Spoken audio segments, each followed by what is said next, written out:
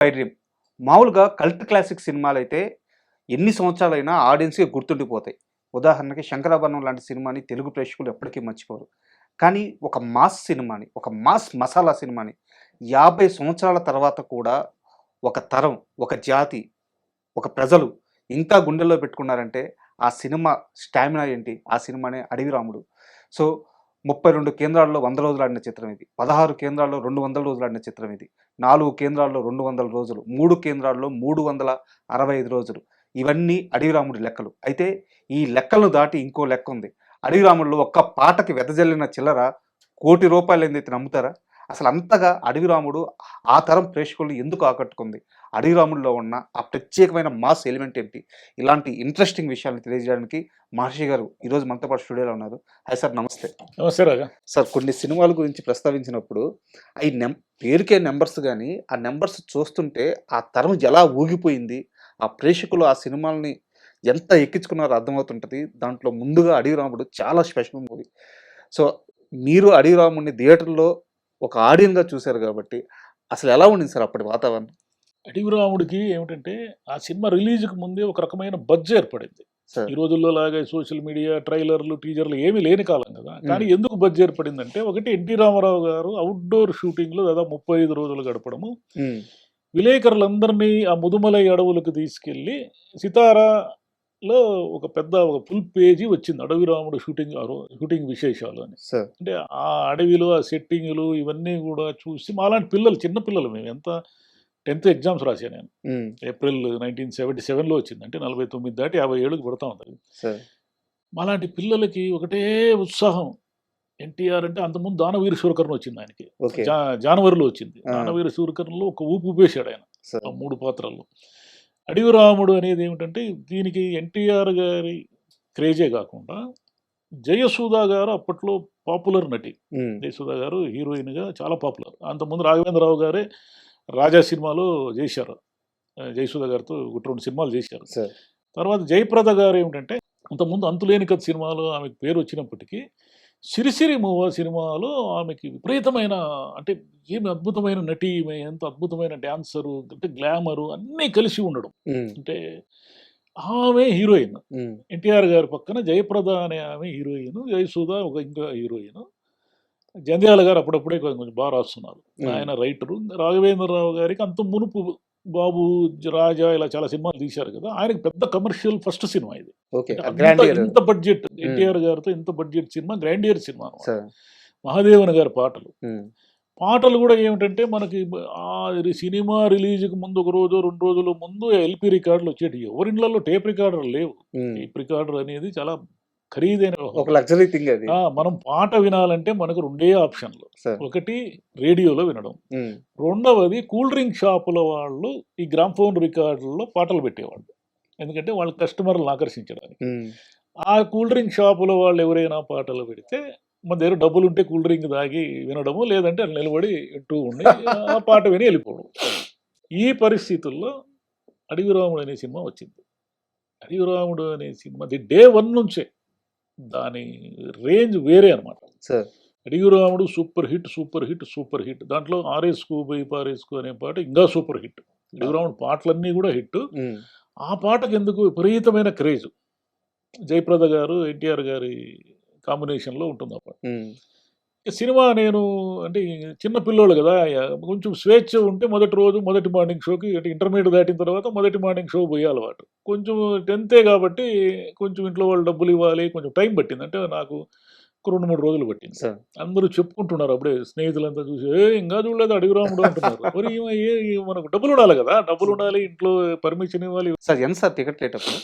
అప్పుడింత కుర్చీ అంటే ఇంకా కొన్ని ఊ కొన్ని ఊర్లలో నేల ఉండేది. అనంతపురంలో ఏమిటంటే కొన్ని థియేటర్‌లో బెంచీ ఉండేది. హ్మ్. అది 55 పైసలు. బెంచీ ఉన్న థియేటర్ 55 పైసలు. కుర్చీ ఉన్న థియేటర్ 70 పైసలు. 70 పైసలు. అంటే కింది క్లాసు. మాలాంటి పిల్లలు 70 పైసలు మా స్థాయి, లేదంటే 1.30 పైసలు నెక్స్ట్ క్లాస్. సార్. దాని తర్వాత రూ. 2. హ్మ్. రూ. 2 తర్వాత 2.30 పైసలు. రూ. 3 అంటే మహారాజా క్లాస్ అనమాట. సార్. రూ. 3 అనేది చాలా పెద్ద పెద్ద వాళ్ళు, బాగా డబ్బులుండేవాళ్ళు పోయే క్లాస్ అది. హ్మ్. మాలాంటి పిల్లలు ఇట్లా వాళ్ళని చూసి ఆశ్చర్యపోవాల్సిందే. హ్మ్. 70 పైసల క్లాస్‌లో కూర్చొని 'అడవి రాముడు' చూశాను. మైండ్ పోయింది నాకు. ఏందిరా ఇది పాటలు, అసలు దాంట్లో ఫైట్లు, ఆ విన్సెంట్ గారి ఫోటోగ్రఫీ మీద అవగాహన ఉన్న కాలం కాదు కానీ, ఆ పిక్చర్ ఆ సినిమా అడవి గాని, అవుట్‌డోర్ గాని ఎంత బావుంటుందంటే ప్రతి పాట కూడా రాఘవేంద్రరావు గారు ఒక ప్రత్యేక శ్రద్ధతో తీసినట్టుంటుంది. అప్పటికి అలాంటి పాటల చిత్రీకరణ కొత్త. పాటలంటే ఏదో నాగేశ్వరరావు గారి సినిమాల్లో అయితే స్టెప్స్, ఎన్టీ రామారావు గారి సినిమాల్లో అయితే కొంచెం సీరియస్ ఎమోషన్స్‌తో ఇలా ఉండేవి పాటలు. ఎన్టీ రామారావు గారి సినిమాలో స్టెప్స్‌తో కూడిన పాటలు కొత్త. ఇది పిల్లలకి ఏమిటి దాంట్లో అంటే ఒకటి ఏనుగులు, 2 మంచి పాటలు, ఫైట్సు, ఇక ఎమోషన్. అడవి రాముడు అంటే ఆయన అడవిలో ఉండడము, ఆయనకేవో కొన్ని కష్టాలు, నాగభూషణం విలని ఇదంతా. దాన్ని ఎన్ని సార్లు చూశాను నేను. అప్పుడు 10థ్ క్లాస్‌లోనే దగ్గర దగ్గర 8, 10 సార్లు చూశాను. మా ఊర్లో దాదాపు సంవత్సరం ఆడింది ఆ సినిమా. అందులో పైగా అది ఇంటర్వెల్ ట్విస్ట్. ఈ రోజుల్లో మనకి పోకిరి ట్విస్ట్ లాగా అది ఇంటర్వెల్ ఆ! ట్విస్ట్. ఇంటర్వెల్ ట్విస్ట్‌లో ఆయన ఎవరు అనేది రివీల్ అవుతుంది. యాక్చువల్లీ అది 1972లో వచ్చిన 'గంధదగుడి' అనే సినిమా. సార్. 'గంధదగుడి' రాజ్‌కుమార్ గారు ఫస్ట్ ఫారెస్ట్ సినిమా అది. ఓకే. అంటే ఫారెస్ట్ అధికారిని హీరోగా పెట్టి ఇండియన్ స్క్రీన్ మీద మొదటిసారిగా చేసిన సినిమా అది. 'గంధదగుడి'. ఎందుకు తీశారు ఆ సినిమా అంటే, అప్పుడే కొత్తగా అటవీ చట్టం వచ్చింది. ఓకే. అటవీ చట్టం ఏమిటంటే, అంతకు మునుపు ఉన్న అటవీ చట్టాలు చాలా తక్కువ ఉండేటివి. అటవీ చట్టం కొత్తగా ఏమొచ్చిందంటే, ఫారెస్ట్‌లో ఇష్టం వచ్చినట్లు నరకడము ఇవేమి చేసినా కూడా దానికంటూ ఒక డిపార్ట్మెంట్ ఉంటుంది. మీరు శిక్షార్హులు అనేది దాన్ని చైతన్యవంతం చేయడానికి గంధదగుడిలో ఏమిటంటే చందనం శాండల్‌వుడ్ నరుకుతూ ఉంటారు. వాళ్ళని ఎదుర్కోవడము రాజ్‌కుమార్ పని. సార్. ఆ సినిమా షూటింగ్‌లో కూడా ఒకసారి విష్ణువర్ధన్ అప్పుడప్పుడే కొత్తగా వస్తున్నాడు. విష్ణువర్ధన్ వర్సెస్ రాజ్‌కుమార్ నడుస్తుంది ఆ సినిమా. రాజ్‌కుమార్ మీద ఒక గన్ ఎక్కిబెట్టే సీన్‌లో పొరపాటున అది లోడెడ్ గన్. విష్ణువర్ధన్ ఆ గన్ ఎక్కుపెడుతున్నప్పుడు, ఆ షాట్ తీస్తున్నప్పుడు ఆ ఫారెస్ట్ గార్డ్ పరిగెత్తుకుంటూ వచ్చి ఆ గన్నును లాక్కున్నాడు. సార్. ఒకవేళ ఈయన ట్రిగ్గర్ నొక్కింటే రాజ్‌కుమార్ గాయపడి ఉండేవాడు. లేదా ఏమైనా అయ్యుండేది. దాంతో రాజ్‌కుమార్ అభిమానులు చాలా పెద్ద గొడవ చేశారు. ఇది ఏదో కుట్ర, మోసము అని. దాని బ్యాక్‌గ్రౌండ్ అంతుంది ఆ కర్ణాటకది. దాన్ని 5 ఏళ్ల తర్వాత రాఘవేంద్రరావు గారు ఎలా చేశారంటే, సత్యానంద్ గారు, జంధ్యాల గారు చేసినట్టున్నారు అది స్క్రీన్ ప్లే అది. ఆ మొత్తం ఎన్టీఆర్ పార్ట్ అంతా గంధదగుడి రాజ్‌కుమార్ క్యారెక్టర్. సార్. దాంట్లో ఉన్న ట్విస్ట్‌లు, థ్రిల్స్ అన్నీ కూడా షోలే.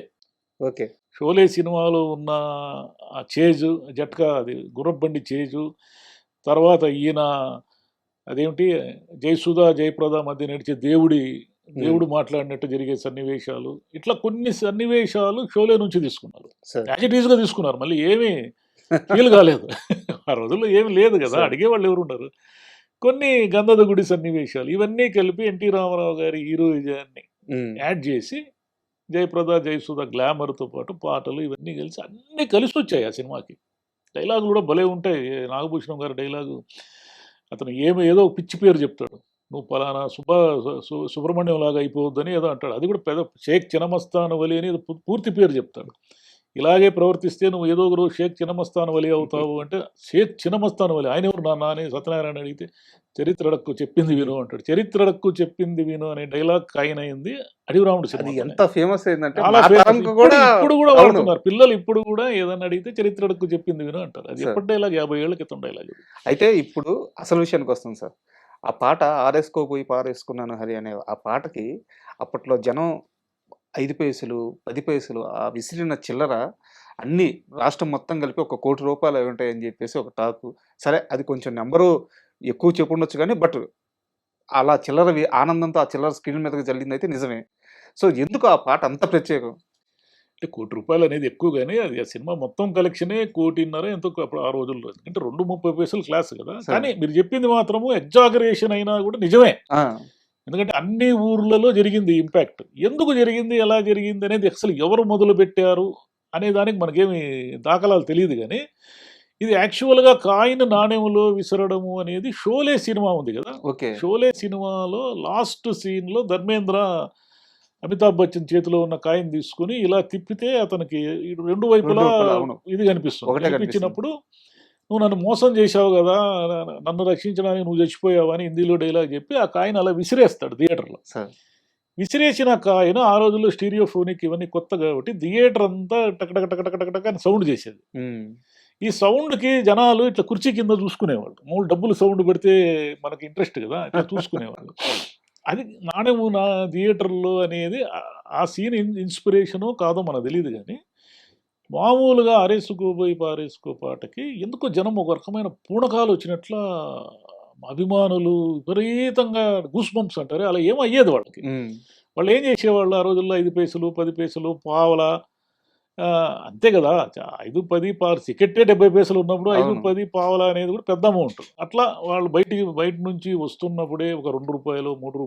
4 నాణేలు తీసుకొని ఒక గుప్పెడు ఇట్లా పెట్టుకొని, ఈ గుప్పెడు నాణేయాల్ని ఎత్తి ఇసిరేవాళ్ళు ఆ పాట స్టార్ట్ అయితది. అబ్బా! అంటే థియేటర్‌లో నుంచి నాణేలు అలా వర్షం కురిసినట్లు కురిసేవి. సార్. ఈ పిల్లలు మేము చిన్న పిల్లలు దొరికినోడు దొరికినట్టు ఏరుకునేవాళ్ళవి. కొంతమందికి నెత్తి మీద పాపం దెబ్బ తగిలేది. సార్. నాణెం గదా! అవునవును. పైనుంచి వచ్చి పడితే తగలదు. థియేటర్ వాళ్ళు ఏం జేసేవాళ్ళంటే, వచ్చి హడావుడి జేసేవాళ్ళు. "ఏయ్! ఏయ్! ఎవడోడు" అనేవాడు. ఎవడు ఇసురుతున్నాడు ఆ చీకట్లో ఎవడికి తెలుస్తుంది? వాళ్ళు కంట్రోల్ జేయడానికి ట్రై జేసేవాళ్ళు. ఎందుకంటే స్క్రీన్‌కి అది తగిలితే ఏమైనా హ్మ్. రంధ్రం పడతాదో ఏమో అని. కానీ ఎవడు కంట్రోల్ అయ్యేవాడు కాదు. ఇట్లా ఆ సినిమా చాలా కాలము ఈ నాణేల వర్షం కురిసింది. సార్. అందులో అభిమానం గూడా విపరీతంగా ఉండేది. ఎన్టీఆర్ గారికి ఇంత మెగా కమర్షియల్ హిట్ అనేది 'జానవీర శూరకర్ణ' కూడా హిట్టే గానీ, ఇంత commercial top most commercial hit గాదది. హ్మ్. ఒక్కసారిగా ఒక విజృంభణ. అంటే అప్పట్లో థియేటర్ బయట ఒక బోర్డుండేది. ఆ బోర్డ్‌లో ఏముండేదంటే అన్ని క్లాసులు మెన్షన్ జేసి ఉంటారు. రెడ్ లైట్ పడితే అది హౌస్‌ఫుల్ అయిందని అర్థం. ఓకే. హ్మ్. ప్రతిరోజు సాయంత్రం శాంతి టాకీస్ ముందు ఆ రెడ్ లైట్ అంటే హౌస్‌ఫుల్ రెడ్ లైట్ బోర్డ్ చూడడానికి అభిమానులంతా వేచి ఉండేవాళ్ళు. ఇంకా పడలేదు, ఇంకా పడలేదు. 2:30 పైసలు ఇంకా పడలేదనుకోండి. ఆ థియేటర్ దగ్గరికెళ్ళేవాళ్ళు. ఆ నాయుడు అని ఒకాయన ఆ మేనేజర్ ఉండేవాడు. హ్మ్. ఏవండీ నాయుడు ఇంకా ఎన్ని టికెట్లున్నాయంటే, ఇంకా 10 ఉన్నాయి అనేవాడు. ఆ 10 మేమే కొనుక్కుంటామని ఆ 10 కొనుక్కొని, అభిమానుల ముందు ఆ లైట్ వేయించిన తర్వాత అదొక ఆనందం వాళ్ళకి. థియేటర్‌లోకి అంటే 2:30 పైసలు అంటే రూ. 23 అభిమానులు ఖర్చు పెట్టి, హ్మ్. ఆ 10 టికెట్లని వాళ్ళు వెళ్ళడమా, లేదా ఎవడికో దారిలో పోయేవాడికి పంచడమో చేసి పోయి థియేటర్‌లో కూర్చోబెట్టేవాడు. మా హీరో సినిమా హౌస్‌ఫుల్ అయింది చూడు ఆ! ఇన్ని రోజుల తర్వాత కంటిన్యూ గూడా. హౌస్‌ఫుల్ బోర్డులు పడుతూ ఉంటే, వాళ్ళ అభిమానం అట్లా పట్టపగ్గాలు లేకుండా ఉండేది. సార్. ఎన్టీ రామారావు గారు తర్వాత రోజుల్లో పార్టీ పెట్టి ముఖ్యమంత్రి కావడం వీటన్నిటి వెనక ఒక తెలుగు ప్రజల్లో ఒక విపరీతమైన అది ఏమంటారు అభిమానము, పిచ్చి, ఆరాధన, ఒక పూజించే లక్షణము. అసలు 'అడవిరాముడు' సినిమాకి ఆ కటౌట్‌కి పెద్ద పెద్ద దండలేసేవాళ్ళు. హ్మ్. ఎన్టీ రామారావు గారు కటౌట్లు పెడతారు కదా! ఆ రోజుల్లో అవునవును. బయట పెద్ద పెద్ద పూలదండలు అది నిచ్చెనలేసుకొని ఎక్కి ఆ శాంతి థియేటర్ వాళ్ళేమిటంటే, వాళ్ళు బేసిక్‌గానే ఎన్టీఆర్ సినిమాలు విపరీతంగా వచ్చేటివి. ఎన్టీఆర్, నాగేశ్వరరావు పెద్ద పెద్ద హిట్స్ అన్నీ ఆ థియేటర్‌లోనే వచ్చాయి. సార్. 'సర్దార్ పాపరాయుడు', 'ప్రేమాభిషేకము', 'వేటగాడు', 'డ్రైవర్ రాముడు' ఇట్లా కొన్ని డజన్ లిస్ట్ చెప్పొచ్చు మనం. హ్మ్. వాళ్ళేమిటంటే, వాళ్ళు అభిమానులకు వాళ్ళు ఆహ్, ప్లస్ అనమాట. అంటే అభిమానులు ఏదైనా చేస్తూ ఉంటే ఈవెన్ దో ఆ పాలాభిషేకం చేసేవాళ్ళు. ఎన్టీఆర్ కటౌట్‌కి పాలాభిషేకం చేస్తే, ఆ పాలన్నీ కింద జారి ఆ మొత్తం ఆవరణ అంతా వచ్చేది. అయినా సరే వాళ్ళేదో ఊడ్చుకునేవాళ్ళు తప్ప, హ్మ్. వీళ్ళ అభిమానాన్ని అడ్డుపెట్టేవాళ్ళు కాదు. అప్పుడు పోటీ గూడా ఉండేది గదా! కటౌట్ ఫీట్స్ ఎన్ని ఫీట్స్ అని జెప్పేసి. ఎన్ని ఫీట్స్ ఎన్టీఆర్ గారి కటౌట్ ఎన్ని ఫీట్స్. ఆ! కురుక్షేత్రం వచ్చినప్పుడు కృష్ణ గారి కటౌట్ చూడ్డానికే ఆ వీధంతా మొత్తం జామ్ అయ్యేది 1977లో. సార్. కృష్ణ గారు ఏమిటంటే, అందరూ హైట్ పెడతారు కదా కటౌట్. ఈయన హైట్ పెట్టకుండా, ఈ గేట్ నుంచి ఆ గేట్ వరకు వెడల్పు. పెద్ద కటౌట్ పెట్టాడు. అంటే సార్. మొత్తం 2 గేట్లని ఇట్లా కవర్ చేస్తూ. అంత పెద్ద కటౌట్ అంతకుముందు లేదు. హ్మ్. కృష్ణ గారు ఏం చేసినా అట్లే చేసేవాళ్ళు ఆ సినిమాలో. ఆ కటౌట్ చూడడానికి జనము అది మెయిన్ రోడ్ అనమాట. మెయిన్ రోడ్‌లో ట్రాఫిక్ జామ్ అయ్యేది. ఆ రోజుల్లో ట్రాఫిక్ పోలీసులు కూడా లేని కాలము.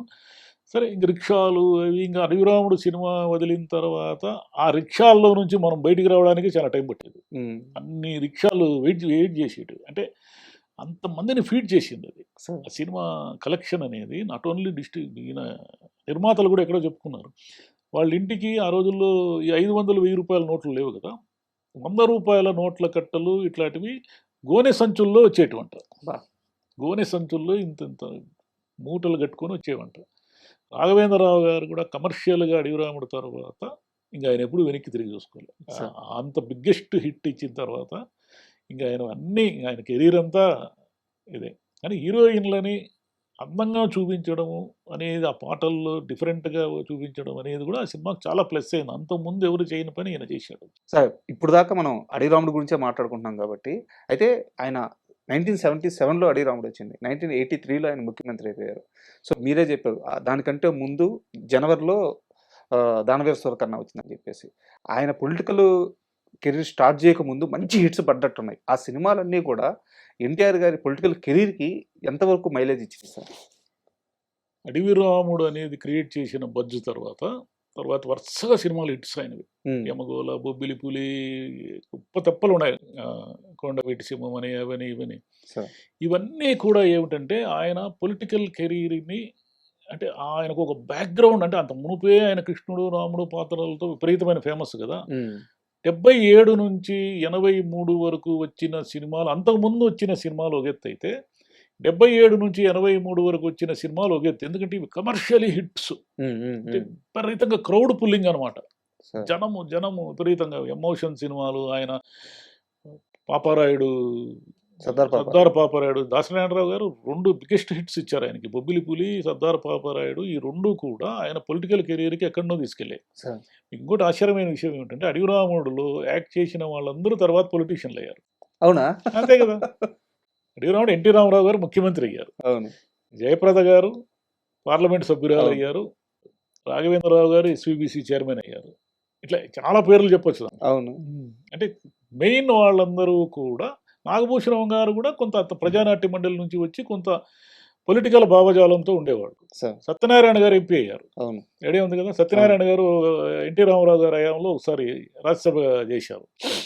ఇట్లా ఎన్ని పేర్లైనా చెప్పొచ్చు దాంట్లో. ఆ సినిమాలో యాక్ట్ చేసిన వాళ్ళు ఆ రోజుకు వాళ్ళకి తెలియకపోవచ్చు గానీ, తర్వాతి రోజుల్లో వాళ్ళందరూ పొలిటికల్‌గా ఫేమస్ అయ్యారు. Super sir. అంటే అడవి రాముడు ఎందుకబ్బా 50 సంవత్సరాల తర్వాత కూడా అందరికి ఇంత ప్రత్యేకం అని చెప్పి చాలా మందికి డౌట్ ఉండొచ్చు. సో గొప్ప సినిమా గురించి అద్భుతమైన విషయాలు తెలియజేశారు. నిజంగా thank you very much sir. Thank you.